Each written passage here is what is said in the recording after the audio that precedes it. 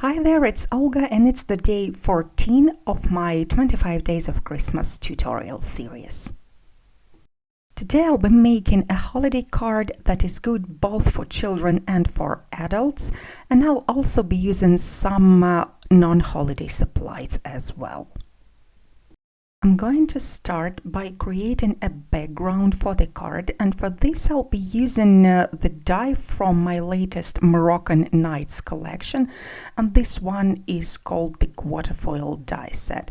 It consists of a lacy, intricate background die plus the cutting outline, and the cutting outline measures 5 by 7 inches exactly. Now I'm going to send both dies through the die cutting machine. Although it's a pretty intricate design, it only took me one pass through the die cutting machine and I got the perfect cut.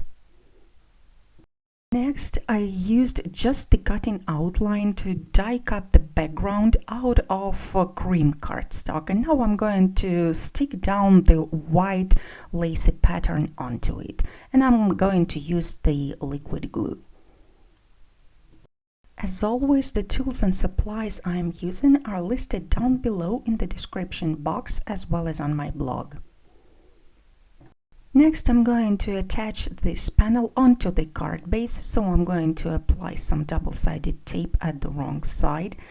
The card base that I've made out of red cardstock is actually a little bit larger than 5 by 7, and this way I'll get that red thin border all around the card for a more Christmassy look. Now, the next step will be creating a sentiment banner, and I'll be using the stamp and die set that is called Sentiment Tag Builder. I have white embossed the word congratulations on red cardstock, and now I'm going to use that banner die to cut it out. This die also creates some crease lines, so we can actually fold the banner along those lines, and this way it's going to become even more banner-like, and it's also going to have more dimension on a card without adding too much bulk, by the way.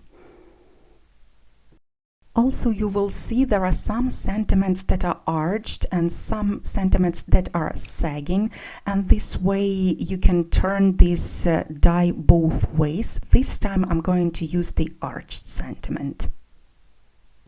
Now it's time to add the focal image, and I'll be using the Santa from that Christmas Characters stamp and die set. This one is already colored and cut out, and it's ready to go on a card. So I simply applied some foam tape at the wrong side, and now I'm going to stick him down at the bottom of the card. Then I'm going to use the double-sided foam tape again to add the banner, and I'm just actually going to place that banner in his hands. The hands of this Santa image are actually perfect to add some things into, and in one of my previous tutorials I gave him some gift boxes, so I'm encouraging you to go check it out. And finally, I'm going to use a little bit of liquid glue to stick down the tails of the banner. And since I want my Santa to irradiate even more love, I'm going to attach some heart embellishments. Those are dimensional and they are by Cat Scrappiness. I'm not sticking them down randomly. The background pattern actually has some 8-point stars in it, so I think it's great for Christmas as well.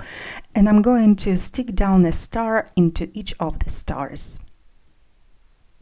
And this is what the finished card looks like.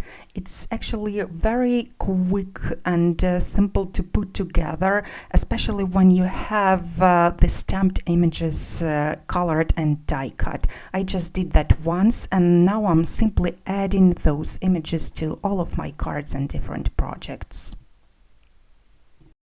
Thank you so much for watching. Hope you enjoyed, and I hope to see you again tomorrow for the tutorial number 15. Bye bye!